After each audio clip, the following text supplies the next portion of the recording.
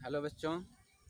तो इस वीडियो में बात करने जा रहे हैं क्लास 10th साइंस केमिस्ट्री में जो आपको पहला वीडियो पढ़ाया गया है उसमें आपको बताया गया था कि रासायनिक अभिक्रिया को कैसे बैलेंस किया जाता है। ठीक है, तो आप बैलेंस करना सीख गए हैं। तो हम आपको बताया था कि जब आप बैलेंस करना सीख जाएंगे उसके पश्चात हम आपको जो है रासायनिक अभिक्रिया का प्रकार पढ़ाया जाएगा। तो आज हम आपको सिखाएंगे रासायनिक अभिक्रिया के प्रकार। तो हेडिंग के तौर पर डाल लीजिए रासायनिक अभिक्रिया के प्रकार। दिख रहा है जी। रासायनिक अभिक्रिया के प्रकार। ठीक है, ये आपका हेडिंग है। इंग्लिश अगर लिखना चाहें लिखिए types of chemical reaction. Types of chemical reaction. Types of chemical reactions. ठीक है, ये आपका हेडिंग है। मतलब इसमें आपको जो है रासायनिक अभिक्रिया के प्रकार पढ़ाया जाएगा जो कि काफ़ी इम्पोर्टेंट है। ठीक है, ये बोर्ड परीक्षा में भी आता है। तो इसमें जो है अगर हम लिखना चाहें तो इसमें लिख सकते हैं कि रासायनिक अभिक्रियाएं निम्नलिखित प्रकार की होती हैं। रासायनिक अभिक्रियाएं निम्नलिखित प्रकार की होती हैं। निम्नलिखित प्रकार की होती हैं।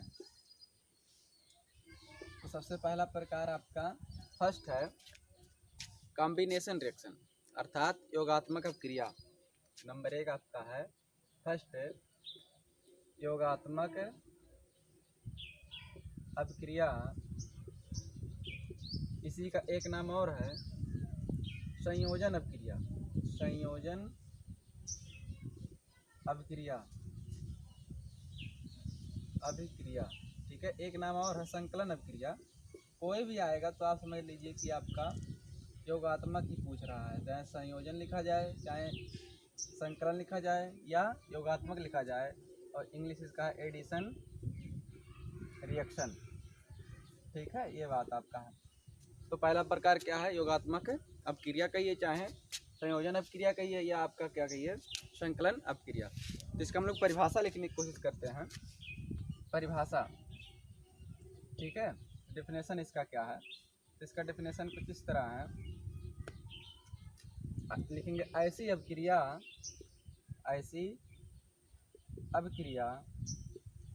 जिसमें दो या दो से अधिक पदार्थ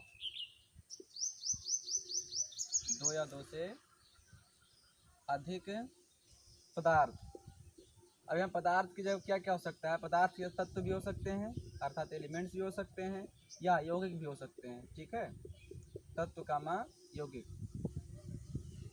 आपस में संयोग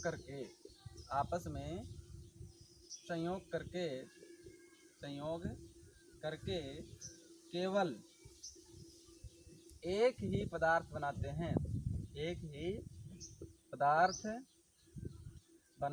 हैं उसे क्या कहलाती है, योगात्मक अभिक्रिया कहलाती है। योगात्मक अभिक्रिया कहलाती है।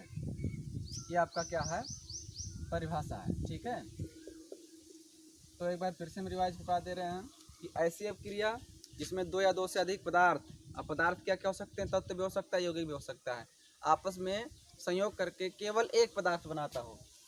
केवल एक पदार्थ, ठीक है, एक से ज़्यादा नहीं बनना चाहिए, केवल एक ही पदार्थ बनाते हैं, उसको हम लोग क्या कहते हैं, योगात्मक अभिक्रिया कहते हैं। एग्जाम्पल ले लेते हैं, जैसे यहाँ एग्जाम्पल अगर लिखना चाहें, जैसे आप जानते हैं कार्बन, अगर कार्बन यानी आप इसको कोयला भी कहते हैं, अगर कार्बन का दहन किया जाए, दहन जब भी आपसे कोई कहे तो दहन का अर्थ ये होता है कि ऑक्सीजन के साथ क्रिया कराना। तो कार्बन जब ऑक्सीजन से रिएक्शन करता है तो बनाता है कार्बन डाइऑक्साइड। तो आप देख रहे हैं कि दो पदार्थ संयोग करके केवल कितना पदार्थ बना रहे हैं, एक पदार्थ बना रहे हैं, इसलिए आपका क्या है, योगात्मक अभिक्रिया। नोट कर लीजिए। तो एक एग्जाम्पल और ले लेते हैं, जैसे मान लीजिए अमोनिया NH3 और हाइड्रोक्लोरिक अम्ल की अगर रिएक्शन कराएं तो ये बनता है NH4Cl। ये आपका अमोनिया,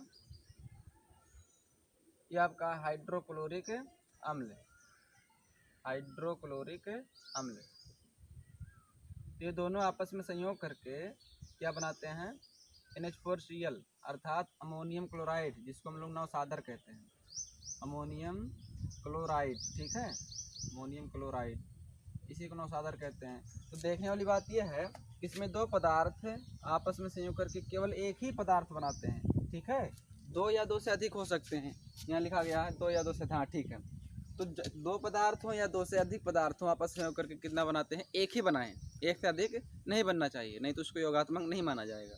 ठीक है, तो योगात्मक कब मानेंगे, जब केवल एक पदार्थ बने, दो या दो से अधिक पदार्थ मिलकर केवल एक ही पदार्थ बनाए, अर्थात प्रोडक्ट केवल एक हो और रिएक्टेंट्स दो भी हो सकते हैं और दो से अधिक भी हो सकते हैं।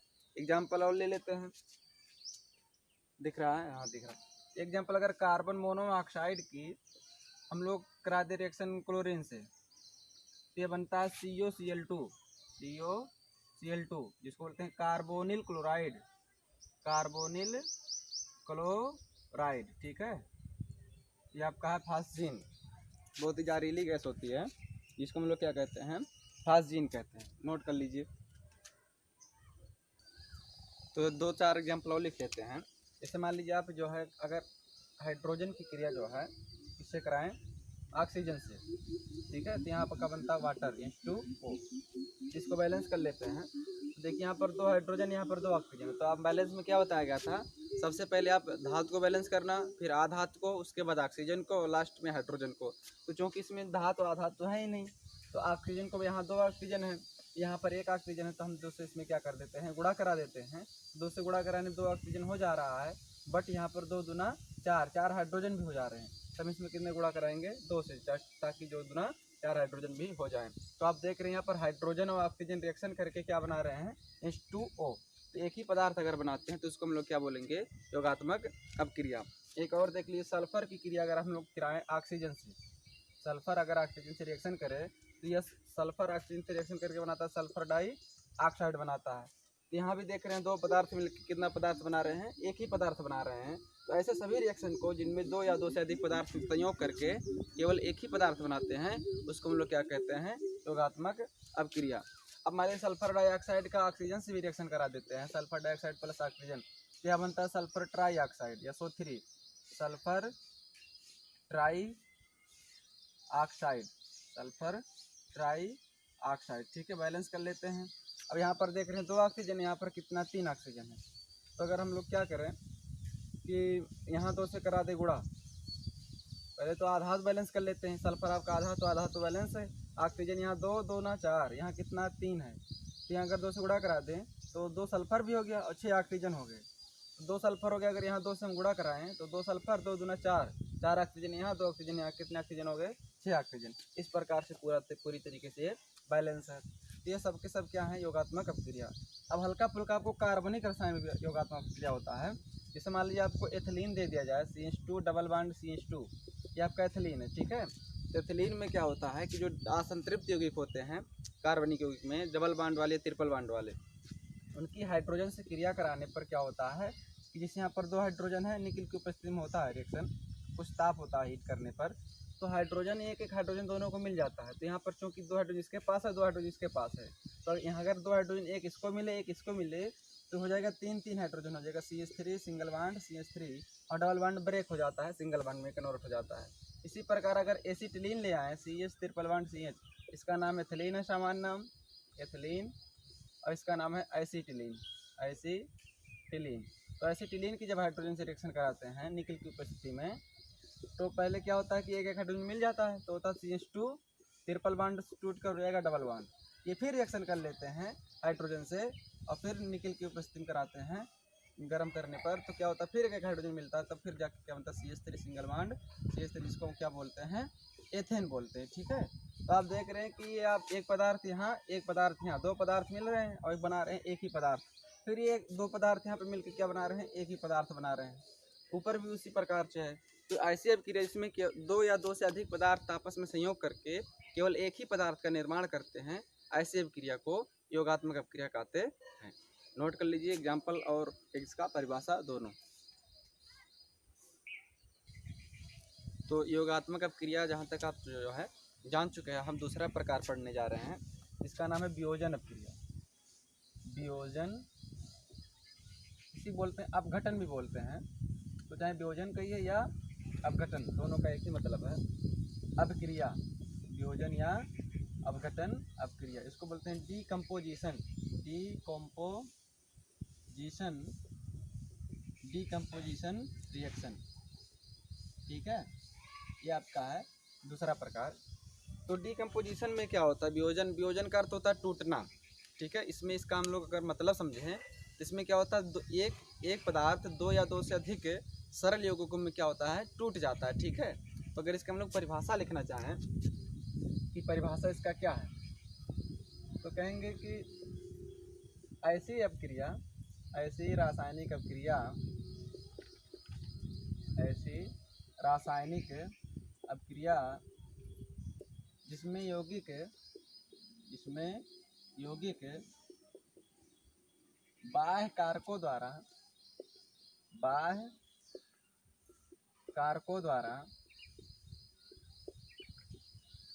अपने अवयवी या सरल तत्वों में टूट जाते हैं, वियोजन अपक्रिया कहलाती है। वियोजन अपक्रिया कहलाती है। वियोजन अपक्रिया कहिए चाहे अपघटन कहिए, ठीक है, अपक्रिया कहलाती है। तो ऐसी रासायनिक जिसमें यौगिक बाह्य कारकों द्वारा दो या दो से अधिक, बाह्य कारकों द्वारा, यहाँ अगर हम लोग दो या दो से अधिक, ऐसी रासायनिक अपक्रिया जिसमें यौगिक बाह्य कारकों द्वारा दो या दो से अधिक, यहाँ डाल लीजिए, दो या दो से अधिक, मतलब दो में भी टूट सकते हैं, दो से अधिक भी टूट सकते हैं। दो या दो से अधिक अपने अवयवी या सरल तत्वों में क्या हो जाते हैं, टूट जाते हैं, उसको कहते हैं हम वियोजन अपक्रिया। तो बाह्य कारक हमको लगाना पड़ता है जिससे ये लोग टूटते हैं। तो बाह्य कारक क्या होता है, देखिए यह अपक्रिया, बाह्य कारक की बात कर रहे हैं, यह अपक्रिया किसके उपस्थिति में होता है, ऊष्मा होना चाहिए, ऊष्मा या प्रकाश, ऊष्मा, प्रकाश या विद्युत की उपस्थिति में संपन्न होती है,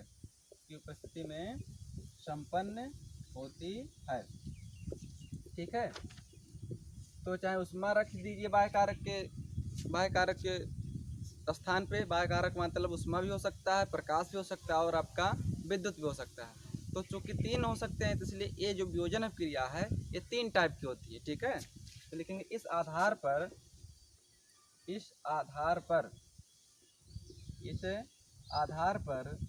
वियोजन अपक्रिया तीन प्रकार की होती है। वियोजन अपक्रिया कितनी प्रकार की होती हैं, तीन प्रकार की। वियोजन अपक्रिया तीन प्रकार की होती हैं, वियोजन अपक्रिया आपकी कितने प्रकार की होती हैं, तीन प्रकार की। जैसे आपका विद्युत अगर ऊष्मा की उपस्थिति में हो रहा है तो नंबर एक आपका है ऊष्मीय अपघटन या ऊष्मीय वियोजन। ऊष्मीय अपघटन को इंग्लिश में कहते हैं थर्मल डीकम्पोजिशन। मतलब ऊष्मा की उपस्थिति में अगर होता है, मतलब टूटते हैं, उसको हम बोलते हैं ऊष्मीय अपघटन। जैसे मान लीजिए आपका जो रिएक्शन हो रहा है वियोजन अपक्रिया वो ऊष्मा की उपस्थिति में हो रहा है तो उसको बोलते हैं ऊष्मीय अपघटन। अगर इसका हम परिभाषा लिखना चाहें, क्या इसका क्या मतलब भाषा है, तो कहेंगे कि वह वियोजन अपक्रिया, ऐसी वियोजन अपक्रिया जो ऊष्मा अर्थात हीट, ऊष्मा की उपस्थिति में संपन्न होती है, मतलब ऊष्मा देने पर ही हो रही है, ऊष्मा की उपस्थिति में संपन्न होती है, उसे जो है क्या कहते हैं, ऊष्मीय अपघटन अपक्रिया कहते हैं। ऊष्मीय अपघटन अपक्रिया कहते हैं, ठीक है। अपक्रिया कहते हैं मतलब वियोजन तो हो रहा है, टूट रहा है, लेकिन किसकी उपस्थिति में हो रहा है, ऊष्मा की उपस्थिति में। अगर एग्जाम्पल लिखना चाहें, जैसे आप देखें कैल्शियम कार्बोनेट CaCO3, मैंने चूना पत्थर, चूना पत्थर।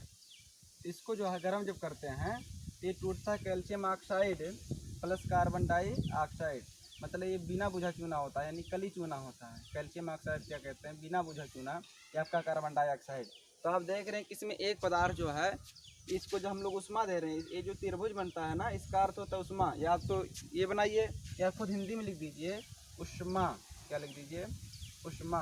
और यहाँ या तो ये बनाइए या तो आप त्रिभुज बना दीजिए, दोनों के एक ही मतलब होता है। तो कैल्शियम कार्बोनेट को जब गर्म करते हैं उष्मा से, तो उसमें क्या होता है कि दो पदार्थों में क्या हो जाता है, टूट जाता है। इसलिए इसको हम बोलते हैं कि उष्मीय अपघटन। ठीक, उष्मा से टूट रहा है।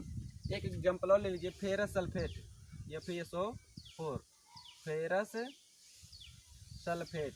ठीक है, जब फेरस सल्फेट को गर्म करते हैं, उष्मा लगा देते हैं, इसमें बनता है ferric oxide Fe2O3 plus sulphur dioxide और प्लस सल्फर ट्राई ऑक्साइड।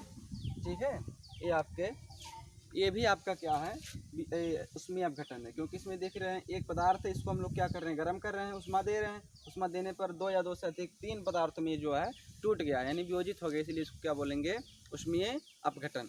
अब चूंकि ये वाला देखे बैलेंस है, ये वाला तो पूरी तरीके से बैलेंस रिएक्शन है, ये रिएक्शन बैलेंस से देख लेते हैं। अब देखिए, सबसे पहले एक बैलेंस करने का तरीका आपको बताया गया है कि सबसे पहले अब धातु बैलेंस करना, उसके बाद आधातु, उसके बाद ऑक्सीजन, और लास्ट बैलेंस करना हाइड्रोजन। तो आप देख रहे हैं यहाँ पर एक आयरन है, यानी धातु, ये है आपका आयरन। और यहाँ पर कितने आयरन है, 2 आयरन। तो यहाँ पर 2 आयरन है, यहाँ पर एक आयरन। यहाँ अगर 2 से हम लोग गुणा कराने, 2 आयरन तो हो गया। अब यहाँ पर देख रहे हैं 2 सल्फर हो गया है। यहाँ पर सल्फर कितना, 2 सल्फर। यहाँ पर ऑक्सीजन कितना हो गया, 4 दूना 8 ऑक्सीजन। और यहाँ पर 3 2 5 5 3 8 ऑक्सीजन। ये पूरी तरीके से क्या है, बैलेंस है। ठीक है, तो ये आपका हो गया वियोजन अपक्रिया, नोट कर लीजिए। तो अब जो है दूसरा हम आपको बात करने जा रहे हैं, जिसका नाम है, इसी वियोजन अपक्रिया में है नंबर दूसरा। 1 मिनट प्लीज वेट। तो नंबर दूसरा डाल लीजिए वियोजन में, इसका नाम है प्रकाश अपघटन। प्रकाश अपघटन। प्रकाश अपघटन को इंग्लिश में कहते हैं फोटोलिसिस। फोटोलाइसिस भी कहो चाहे लिसिस कहिए, कुछ भी कहिए। इसका हम परिभाषा लिख देते हैं। देखिए, अपघटन तो होना ही है, किसकी उपस्थिति में होगा, प्रकाश की उपस्थिति में। देखेंगे वह वियोजन अपक्रिया या अपघटन अपक्रिया, वियोजन कहिए या अपघटन कहिए। अच्छा, वह वियोजन अपक्रिया जो प्रकाश की उपस्थिति में संपन्न होती है, प्रकाश की उपस्थिति में संपन्न होती है, क्या कहलाती है, प्रकाश अपघटन अपक्रिया कहलाती है। प्रकाश अपघटन अपक्रिया कहलाती है। अगर प्रकाश की उपस्थिति में होगा तो प्रकाश अपघटन। एग्जाम्पल ले लेते हैं, जैसे सिल्वर क्लोराइड का नाम आप लोगों ने सुना होगा, सिल्वर क्लोराइड AgCl। तो AgCl को जब प्रकाश की उपस्थिति में क्या करते हैं, गर्म करते हैं, प्रकाश, सूर्य प्रकाश, तो होता है क्या है कि ये आपका दोनों में टूट जाता है, यानी आपका सिल्वर बनता है और आपका क्या बनता है, क्लोरीन। क्योंकि क्लोरीन गैस है इसलिए Cl2 बनता है। अभी बैलेंस तो है नहीं, क्योंकि एक Ag यहाँ पे है, एक Ag यहाँ पे है, एक क्लोरीन यहाँ पे है, 2 क्लोरीन यहाँ पे है। तो धातु आपके बैलेंस है, बट आधातु बैलेंस नहीं है। तो अगर यहाँ से 2 से गुणा करेंगे 2 Cl हो जाएगा, बट इसके साथ साथ 2 Ag भी हो जा रहा है। हम यहाँ कर 2 से गुणा कर दे रहे हैं, ये आपका हो गया बैलेंस हो गया। अब इसके बाद आपका जो है तीसरा है, नोट कर लीजिए। तीसरे के हम बात करते हैं, आपका विद्युत की उपस्थिति में अगर होगा तो इसको बोलेंगे विद्युत अपघटन। विद्युत अपघटन, इसको बोलते हैं इलेक्ट्रोलिसिस। इलेक्ट्रोलाइसिस कहिए या लिसिस कहिए। इसका क्या है परिभाषा, परिभाषा लिखना जरूरी है। इसका परिभाषा ये है कि वह अपक्रिया जिसमें यौगिक के जलीय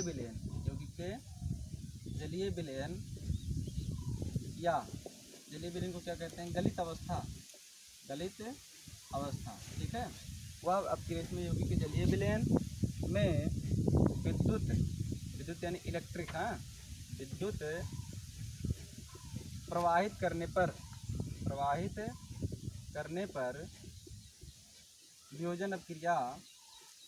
वियोजन कहिए चाहे अपघटन कहिए, वियोजन अपक्रिया संपन्न होती है। वियोजन अपक्रिया क्या होती है? संपन्न होती है। अर्थात वियोजन अपक्रिया संपन्न का अर्थात यह है कि जब आप विद्युत धारा प्रवाहित करते हैं जलीय विलयन में, तो दो या दो से अधिक यौगिक क्या हो जाता है? अपघटित हो जाती है, अर्थात टूट जाती है। ठीक है, हमारे कहने का तात्पर्य यह है। उसे हम लोग क्या कहते हैं? उसे कहते हैं विद्युत अपघटन अपक्रिया कहते हैं। विद्युत अपघटन अपक्रिया कहते हैं। ये आपका परिभाषा है। अब ऐसा है कि एग्जाम्पल इसका देख लेते हैं। तो जब भी अपघटन अपक्रिया किसके माध्यम से होता हो? विद्युत के माध्यम से, तो उसको क्या बोलेंगे? विद्युत अपघटन। ठीक है, तो एग्जाम्पल लेते हैं। जैसे मान लीजिए आपको अम्लीय विलयन, अम्लीय जल H2O आपका क्या है? अम्लीय जल है। अगर इसमें हम लोग विद्युत धारा प्रवाहित कर रहे हैं, विद्युत धारा प्रवाहित करते हैं, होता क्या है कि आपका वाटर टूट जाता है हाइड्रोजन पे और ऑक्सीजन में, हाइड्रोजन और ऑक्सीजन में। यहाँ पर अगर बैलेंस करना चाहें तो यहाँ पर एक ऑक्सीजन है, यहाँ पर दो ऑक्सीजन है, तो यहाँ से अगर दो से गुणा कराएं तो दो ऑक्सीजन, दो दूना चार हाइड्रोजन, यहाँ भी चार हाइड्रोजन करना पड़ेगा। इसी प्रकार से आप KCl ले लीजिए, पोटेशियम क्लोराइड। इसमें अगर विद्युत धारा प्रवाहित करें तो विद्युत धारा जब प्रवाहित करते हैं तो पोटेशियम अलग हो जाता है, क्लोरीन आपका अलग हो जाता है। यहाँ पर पोटेशियम एक है, यहाँ भी एक है, यहाँ क्लोरीन एक है, यहाँ क्लोरीन दो है। इसमें दो से करा देते हैं गुणा, तो दो क्लोरीन तो हो जा रहा है, बट इसमें पोटेशियम भी दो हो जा रहा है, तो यहाँ पोटेशियम एक है, दो से कर देते हैं गुणा कर देते हैं। तो इस प्रकार से आपका विद्युत अपघटन क्रिया संपन्न होती है। तो आपका जो अपघटन अपक्रिया था, इसमें क्या है कि बाह्य कारक द्वारा, बाह्य कारक क्या क्या हो सकता है? उष्मा भी हो सकता है, प्रकाश भी हो सकता है और आपका विद्युत भी हो सकता है। तो बाह्य कारक द्वारा पदार्थ को जब गर्म करते हैं तो वह दो या दो से अधिक सरल यौगिकों में टूट जाता है। बट इसमें ध्यान देने की बात यह है कि यह तीनों अपक्रिया जो हम बताए हैं वियोजन में तीन प्रकार के होते हैं।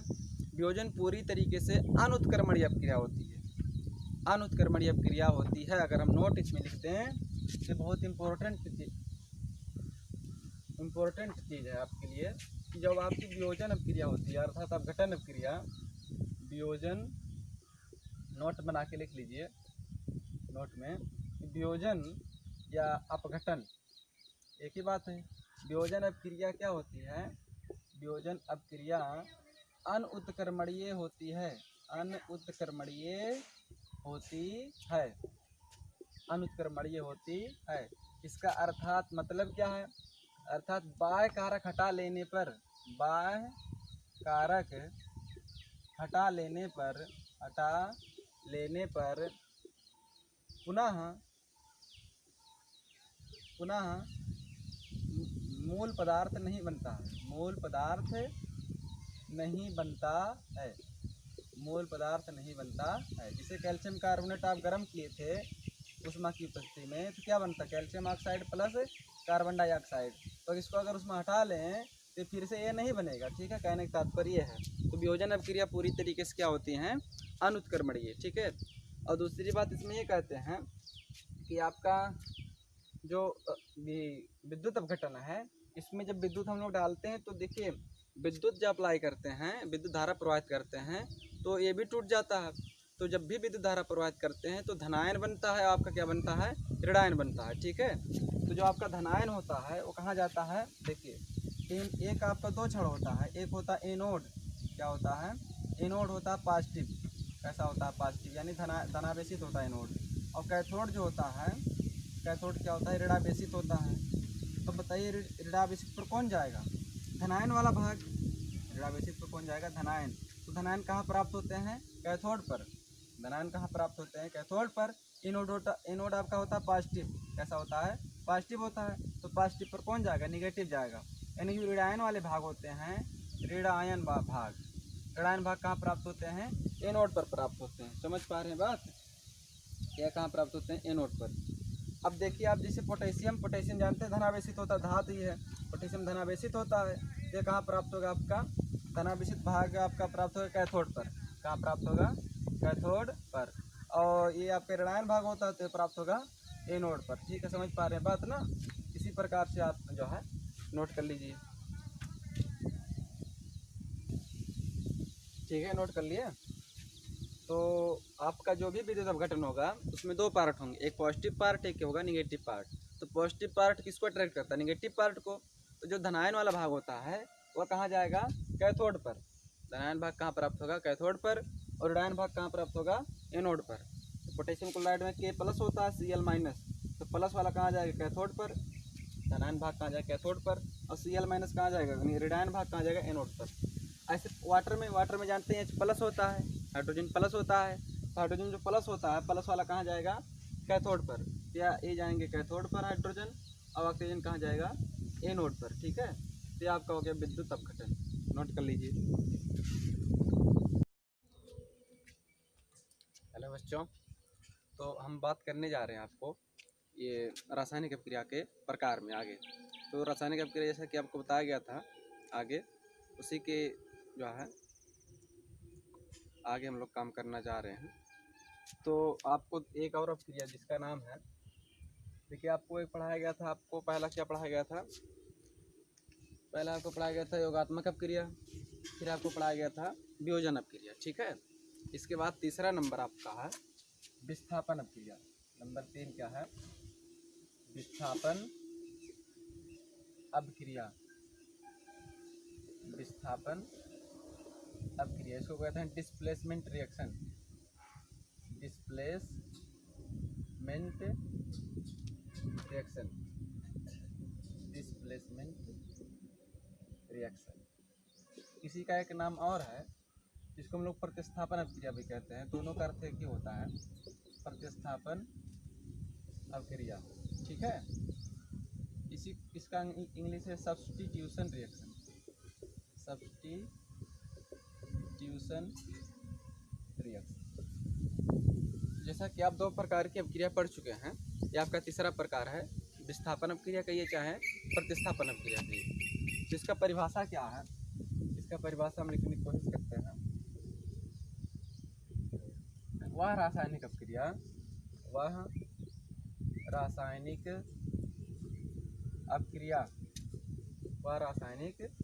अपक्रिया जिसमें अधिक क्रियाशील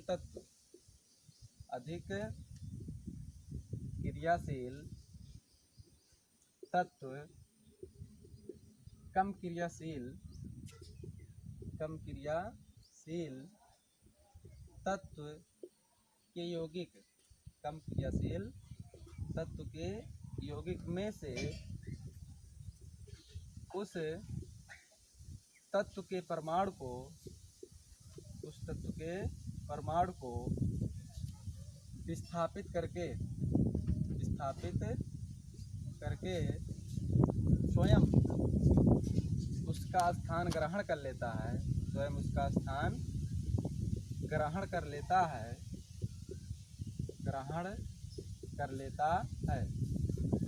विस्थापन अपक्रिया कहलाती है। विस्थापन अपक्रिया कहलाती है। विस्थापन अपक्रिया कहलाती है। ये आपका जो है परिभाषा है। कहने का तात्पर्य है कि जैसे मान लीजिए कोई यौगिक है, उसमें कोई तत्व तो होगा ही। अगर कोई एक दूसरा तत्व है जो कि वो तत्व इस तत्व से अधिक क्रियाशील है, तो उसके यौगिक में से उस तत्व को हटा के उसके स्थान पर स्वयं चला जाता है। समझ रहे बात को? तो इस आधार पे जैसे ये जो है एग्जाम्पल अगर हम लोग लेना चाहें, जैसे मान ली आयरन है। आयरन अगर कापर सल्फेट की विलयन में इसको हम लोग कापर सल्फेट की विलयन से इसको कहते हैं एक्वस है, आपका जलीय विलयन है, ये आपका सॉलिड है। तो आप जानते हैं कि आयरन जो होता है ये कापर से अधिक क्रियाशील होता है। तो देख रहे हैं कि एक तत्व है जो कि अधिक क्रियाशील है और दूसरा तत्व क्या है? कम क्रियाशील। तो अधिक क्रियाशील कम क्रियाशील तत्व के यौगिक में से उस तत्व के परमाणु को क्या करेगा? विस्थापित कर देता, हटा देता है। तो जब हटाएगा कापर को तो खुद इसके स्थान पे आ जाएगा, यानी बन जाएगा FeSO4 प्लस कापर, माने फेरस सल्फेट बन जाएगा और आपका कापर अलग हो जाएगा। ठीक है, ये आपका है विस्थापन अपक्रिया। अब इस आधार पर हम इसको दो प्रकार में बांट देते हैं। ठीक है, विस्थापन अपक्रिया दो प्रकार की होती है, यहाँ लिख लीजिए। विस्थापन अपक्रिया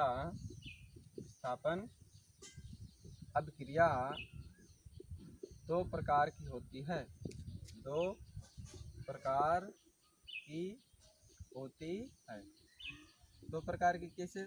पहला है नंबर 1, हेडिंग डाल लीजिए, एकल विस्थापन अभिक्रिया। एकल विस्थापन अभिक्रिया, एकल विस्थापन अभिक्रिया यानी single displacement reaction, single displacement reaction. मतलब क्या होता है इसका, अगर हम लोग अर्थ समझें, इसमें एक तत्व क्या करता है, दूसरे तत्व के यौगिक में से उस तत्व को क्या कर देता है, विस्थापित कर देता है। एकल का अर्थ होता है एक ही जगह क्या होगा, विस्थापन अभिक्रिया संपन्न होगी। मतलब एक तत्व दूसरे तत्व के यौगिक में से उस तत्व को क्या करेगा, विस्थापित कर देगा। एक तत्व दूसरे तत्व के यौगिक में से, एक तत्व दूसरे तत्व के यौगिक में से उस तत्व को विस्थापित करके खुद उसका स्थान ग्रहण कर लेगा। एक ही तत्व, दो तत्व नहीं विस्थापित करेंगे, एक तत्व दूसरे तत्व क्या करे, विस्थापित करेगा, उसका स्थान ग्रहण कर लेगा। ठीक है, जैसा अगर एग्जाम्पल लिखना चाहें, जैसा भी अभी लिखे हैं, आयरन की क्रिया, आयरन सॉलिड होता है, इसकी क्रिया कॉपर सल्फेट से कराते हैं, CuSO4 एक्वस जलीय विलयन। ठीक है, तो होगा क्या कि आयरन जो है अधिक क्रियाशील होता है किससे, कॉपर से। अभी हम आपको लिखा देते हैं कि कौन ज़्यादा क्रियाशील होता है। वैसे आप जान लीजिए कि आयरन जो होता है कॉपर से अधिक क्रियाशील होता है, तो कॉपर को हटाकर खुद उसका स्थान ग्रहण कर लेगा, तो बन जाएगा FeSO4 प्लस कॉपर। ठीक है, यहाँ कॉपर सॉलिड ही है आपका एक्वस विलयन। इसी प्रकार अगर मान लीजिए जिंक से करा दें, जिंक भी कॉपर से अधिक क्रियाशील होता है, यह बात जान लीजिए। तो जिंक क्या करे, कॉपर को हटा देगा, कॉपर के स्थान पर खुद चला जाएगा, हो जाएगा ZnSO4 अर्थात जिंक सल्फेट एक्वस विलयन, और प्लस आपका कॉपर क्या हो जाएगा, अलग हो जाएगा। ठीक है, नोट कर लीजिए। तो हम आपको बता देते हैं क्रियाशीलता का क्रम। ठीक है, क्रियाशीलता का क्रम, क्रिया, ये आप याद कर लीजिए, क्रियाशीलता का क्रम। इसको जब आप याद कर लेंगे तो आपको जो है विस्थापन अभिक्रिया करने में बहुत ही मदद मिलेगी। ठीक है, हम लिख देते हैं। तो देखिए है आपका लिथियम लिपोबसार का, लिपोबसार का 100 मैल मंजन कर आके कोनी शान ले, हाँ जी पता, तांबा चांदी सोना। दिख रहा है यहाँ तक, यू तक? जी हाँ। इसका एक ट्रिक है, देखिए, इसको कहते हैं लिपो, ली माने लिथियम, पो माने पोटेशियम, लिपो बसार का, बा माने बेरियम, सार माने स्ट्रॉन्सियम, का माने कैल्शियम। 100 मैल, 100 माने सोडियम, मै माने मैग्नीशियम, आयल माने एल्युमिनियम। मंजन, मन माने Mn और जन माने Zn। कर आके, कर माने क्रोमियम, आ माने आयरन और के माने कैडमियम। कोनी, को माने कोबाल्ट, नी माने निकिल। शान ले, शान माने होता है Sn, ले माने लेड। हाँ जी पता, हाँ जी पता, क्या पता, तांबा चांदी सोना बहुत ही महंगा है। ठीक है, ये आपका रासायनिक श्रेणी है, इसको आप याद कर लीजिए। लिपोबसार का 100 मैल, लिपोबसार का 100 मैल मंजन करा के कोनी शान ले, लिपोबसार का 100 मैल मंजन करा के कोनी शान ले, हाँ जी पता, तांबा चांदी सोना ये बहुत ही महंगे हैं। तो इस आधार पे आप जो जान जाएंगे कौन अधिक क्रियाशील है कौन कम क्रियाशील है। जैसे अगर हम क्या कराएं, लेड की क्रिया कराएं क्यूप्रिक क्लोराइड से, एक्वस विलयन, तो आप जानते हैं कि लेड कॉपर से क्रियाशील है अधिक या नहीं, देख लेते हैं रासायनिक श्रेणी में। तो लेड आपका यहाँ है और ये कॉपर आपका नीचे है। तो देखिए ऊपर वाला तत्व ऊपर वाला तत्व नीचे वाले तत्व को विस्थापित कर देता है। नीचे वाले तत्व को क्या कर देता है? विस्थापित कर देता है। यानी अगर हम लोग वो लिखें कि रासायनिक क्रियाशीलता क्रम, तो ये आपका रासायनिक क्रियाशीलता का क्रम है। क्रियाशीलता का क्रम मतलब नीचे जाने पर क्रियाशीलता क्या हो रही? घट रही है। ठीक है, तो इस आधार पर लेड अधिक क्रियाशील है। किससे? कापर से। तो कापर को हटा देगा, लेड को चला जाएगा, तो बन जाएगा PbCl2 और प्लस कापर आपका अलग हो जाएगा। इस प्रकार समझ रहे हैं? तो ये आपका है विस्थापन या प्रतिस्थापन अपक्रिया, जो कि आपका एकल प्रतिस्थापन अपक्रिया है। अब हम लोग बात करने जा रहे हैं द्विप्रतिस्थापन अपक्रिया की। द्विविस्थापन की आपका एकल विस्थापन था, इसको नोट कर लीजिएगा, बहुत इंपॉर्टेंट है। इसके आधार पर आप जो है विस्थापन अपक्रिया को आसानी से कर सकते हैं। ठीक है, गाना टाइप लिपो बशार का शोमैल मंजन करा के को निशान ले, हाँ जी बता ताबा चादी सोना। अब नंबर दूसरा इसी में है, विस्थापन में ही है। एक तो एकल विस्थापन, एक आपका है द्विविस्थापन अपक्रिया। द्विविस्थापन अभिक्रिया जिसका नाम है double displacement reaction. Double displacement reaction, इसका एक आप नाम और है, इसी को हम लोग बोलते हैं उभय अपघटन अपक्रिया। उभय अपघटन अपक्रिया। ठीक है, तो हम लोग इसका अब इसका मतलब समझ लेते हैं। मतलब ये है कि इसमें जो है दो जगह विस्थापन अपक्रिया होता है। मतलब दो यौगिक रहेंगे, उसमें से एक तो दूसरे तत्व को क्या करेगा? विस्थापित कर देगा। मतलब दो जगह विस्थापन अपक्रिया, दो जगह विस्थापन होता है। तो इसका परिभाषा लिखें तो लिखेंगे ऐसी रासायनिक अभिक्रिया जिसमें अभिकारक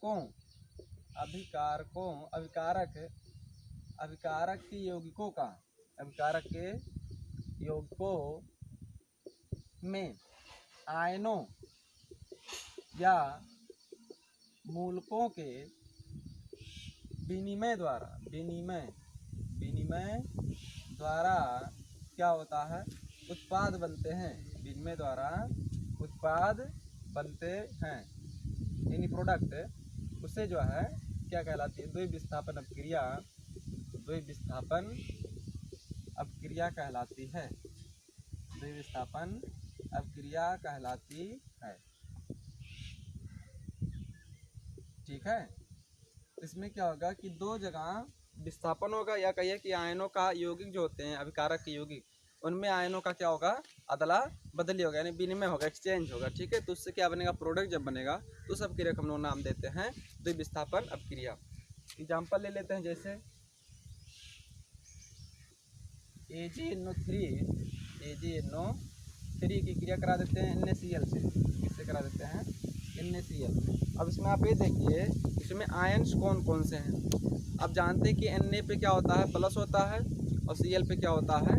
माइनस होता है। ठीक है, जैसा कि आप देख रहे हैं कि यहाँ Na पे प्लस और Cl पे माइनस, Ag पे प्लस, NO3 पे माइनस। तो इसमें यौगिक जो अभिकारक हैं, ये अभिकारक यौगिक हैं, इनमें आयनों की अदला बदली हो जाती है। अर्थात जो Ag प्लस था, NO3 माइनस को विस्थापित कर देगा, उसको स्थान पर किसको ले लेगा?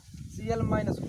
तो Ag प्लस Cl माइनस के साथ हो जाएगा, और NO3 माइनस Na प्लस के साथ हो जाएगा। तो NO3 माइनस जब Na प्लस के साथ होगा तो बनेगा NaNO3 प्लस।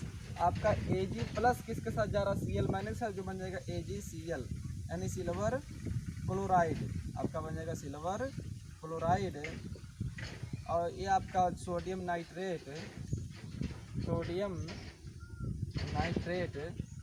ये आपका बन जाएगा सोडियम, ये तो आपका था ही पहले, सोडियम क्लोराइड, जिसका नाम है साधारण नमक। ठीक है, और आपका पहले वाला क्या है? Silver nitrate. इस प्रकार से आपका उभय अपघटन अपक्रिया हो रहा है। इसमें क्या होता है कि जो आप अभिकारक यौगिक हैं, उसमें आयनों की अदला बदली हो जाती है। अर्थात ये जो आयन थे Ag plus NO3 minus, Na plus Cl minus, इनमें आयनों की अदला बदली नहीं हो रही है। देखिए Ag प्लस किसके साथ जा रहा है? Cl माइनस के साथ जब बन जा रहा है AgCl, और Na प्लस जो है NO3 माइनस के साथ जा रहा है तो बन जा रहा है NaNO3। इस प्रकार से आपका आयनों की अदला बदली होती है। ठीक है, एक और रिएक्शन हम बता देते हैं। सोडियम सल्फेट का बेरियम क्लोराइड के साथ, सोडियम सल्फेट Na2SO4 और बेरियम क्लोराइड BaCl2। ठीक है, अब इसमें देख लीजिए, Na पे आप जानते हैं एक ही प्लस होता है, Na पे एक ही प्लस होता है, और सल्फेट पे कितना माइनस होता है, 2 माइनस। बेरियम पे होता है 2 प्लस, Cl पे होता है 1 माइनस। ये जो Na प्लस है Cl माइनस के साथ चला जाएगा इसके साथ, और सल्फेट जो है बेरियम के साथ चला जाएगा। तो जब NaCl को पकड़ेगा तो बन जाएगा NaCl प्लस है बेरियम जो आपका सल्फेट के साथ चला जाएगा तो बन जाएगा बेरियम सल्फेट BaSO4। आपका ये हो गया बेरियम सल्फेट। ठीक है, इस प्रकार से आपका बैलेंस कर देते हैं यहाँ 2 लगा के, ये आपका पूरी तरीके से बैलेंस हो जा रहा है। ये आपकी कहलाती है वह अपघटन अपक्रिया। इसमें देख रहे हैं आयनों की अदला बदली यहाँ भी हो रही है और यहाँ भी हो रही है। तब जब भी अभिकारक के यौगिक में क्या हो, आयनों की अदला बदली होती है तो उसको हम क्या बोलते हैं, द्विविस्थापन अपक्रिया कहिए चाहे उभय अपघटन अपक्रिया कहिए। ठीक है, नोट कर लीजिए। अब हम जो है अगला रिएक्शन की बात करते हैं, जो आपका नंबर 4। ठीक है, चौथा क्या है, ऊष्माक्षेपी अपक्रिया। ऊष्माक्षेपी अपक्रिया, ऊष्माक्षेपी अपक्रिया की परिभाषा क्या है, इसके लिए हम बात करते हैं। इसको इंग्लिश में कहते हैं एक्सोथर्मिक रिएक्शन। Exothermic reaction. तो ऊष्माक्षेपी का अर्थ होता है कि ऊष्मा फेंकी। छेपी का अर्थ क्या होता है, फेंकी। मतलब जब भी रिएक्शन होगा तो आपको ऊष्मा आपको प्राप्त होगा। ठीक है, जैसे मान लीजिए परिभाषा लिखना चाहें, परिभाषा, डेफिनेशन इसका क्या है, डेफिनेशन यह है कि ऐसी रासायनिक अपक्रिया, ऐसी रासायनिक अपक्रिया जिसमें ऊष्मा निर्मुक्त होती है, निर्मुक्त होती है, उसे जो है ऊष्माक्षेपी अपक्रिया कहलाती है। ऊष्माक्षेपी अपक्रिया, ऊष्माक्षेपी अपक्रिया कहलाती है।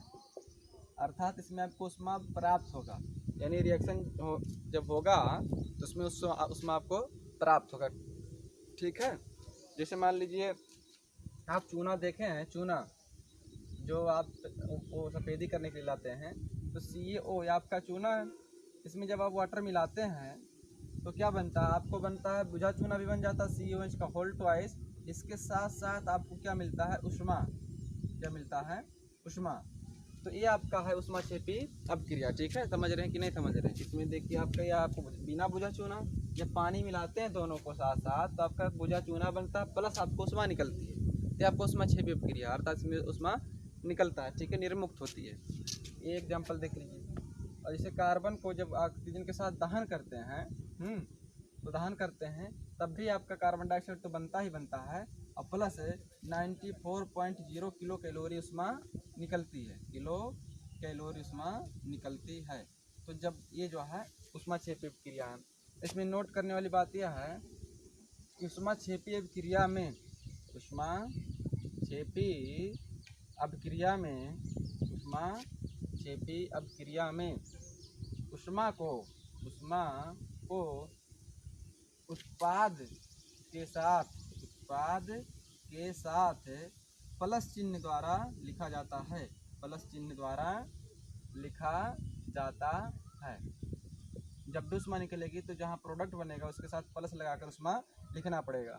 अगर उधर नहीं लिखना चाहते हैं, अगर आप क्या करते हैं, रिएक्टेंट की साइड लिखना चाहते हैं, रिएक्टेंट्स अर्थात अभिकारक की तरफ लिखना चाहते हैं, तो अभिकारक की तरफ जब भी लिखेंगे तो आप निगेटिव साइन यानी ऋण चिन्ह के साथ लिखेंगे। अर्थात अगर इसी रिएक्शन को हमको लिखना हो, दिख रहा है तो जी हाँ, अगर कार्बन प्लस ऑक्सीजन का रिएक्शन लिखना हो, कार्बन डाइऑक्साइड बन रहा है, हमको इधर ऊष्मा ना लिखना हो तो हम क्या करेंगे, इधर लिखेंगे तो -94.0 किलो कैलोरी लिखेंगे। ठीक है, किलो कैलोरी लिखा जाएगा, इधर कार्बन डाइऑक्साइड आपका बन जाएगा।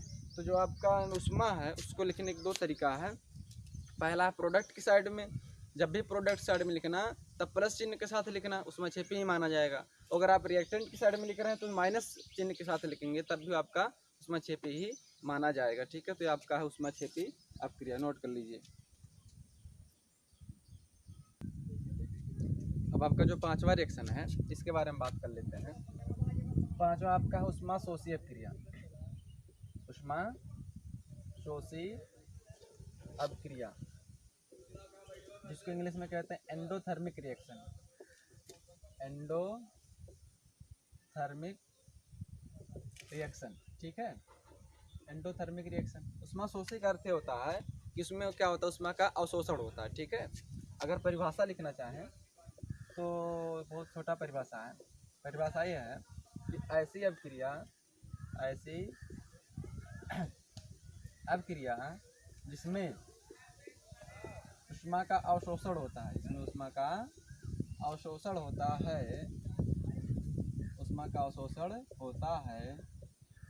उष्मा शोषी अपक्रिया कहलाती है। उष्मा शोषी अपक्रिया कहलाती है। मतलब रिएक्शन होने में आपको उष्मा देना पड़ेगा, अर्थात अगर आप जो है इसमें उष्मा अगर ना दिया जाए तो रिएक्शन होती ही नहीं है। ठीक है, निम्न ताप पर यानी उष्मा ना दें तो रिएक्शन आगे बढ़ती ही नहीं है। तो जब भी इसमें हम उष्मा देते हैं यानी गर्म करते हैं तो रिएक्शन अपने आप शुरू हो जाता होने के लिए। ठीक है, जैसे एग्जांपल आप नाइट्रोजन ऑक्सीजन की जब क्रिया कराते हैं, एग्जांपल के तौर पे नाइट्रोजन और प्लस ऑक्सीजन की जब भी आप क्रिया कराते हैं तो आपका नाइट्रिक ऑक्साइड बनता है, बट इसमें आपको कितना 45 किलो कैलोरी उसमें आपको देना पड़ता है। ठीक है, तब जाके आप बनता है नाइट्रिक ऑक्साइड, बैलेंस कर देते हैं। ये आपका है नाइट्रिक ऑक्साइड। तो इसमें देखिए उसमें लिखने का क्या तरीका है। देखिए, अगर प्रोडक्ट की साइड में लिखेंगे प्रोडक्ट तो प्लस चिन्ह के साथ लिखना, और रिएक्टेंट की साइड में लिखेंगे रिएक्टेंट तो माइनस चिन्ह के साथ लिखना। सॉरी प्रोडक्ट साइड में माइनस और रिएक्टेंट साइड में प्लस। ठीक है, उष्मा शोषी की हम बात कर रहे हैं। तो जब भी आप क्या करेंगे, इसमें प्रोडक्ट की साइड में लिखेंगे उष्मा तो माइनस चिन्ह के साथ लिखना, और अगर रिएक्टेंट साइड में लिख रहे हैं तो प्लस। अर्थात इसी रिएक्शन को हम लोग एक तरीके से और लिख सकते हैं, नाइट्रोजन प्लस ऑक्सीजन। इसमें देखिए माइनस 45 किलो कैलोरी था, इधर हम लेकर आएंगे अगर, तो इधर हम लोग 45 किलो कैलोरी प्लस चिन्ह के साथ लिखेंगे, तब भी आपका क्या माना जाएगा, किलो कैलोरी, ये माना जाएगा आपका उष्मा शोषी अपक्रिया। ठीक है, आपका बनेगा क्या, बनेगा वही नाइट्रिक ऑक्साइड। इसी प्रकार से एक एग्जांपल और देख लीजिए, कार्बन की क्रिया सल्फर से जब कराते हैं, कार्बन प्लस सल्फर, तो आपका बनता है कार्बन डाइसल्फाइड CH2। इसमें आपको 20 किलो कैलोरी उष्मा देनी पड़ती है, 20 किलो कैलोरी। अब प्रोडक्ट साइड में लिखे हैं तो माइनस चिन्ह के साथ लिखना है।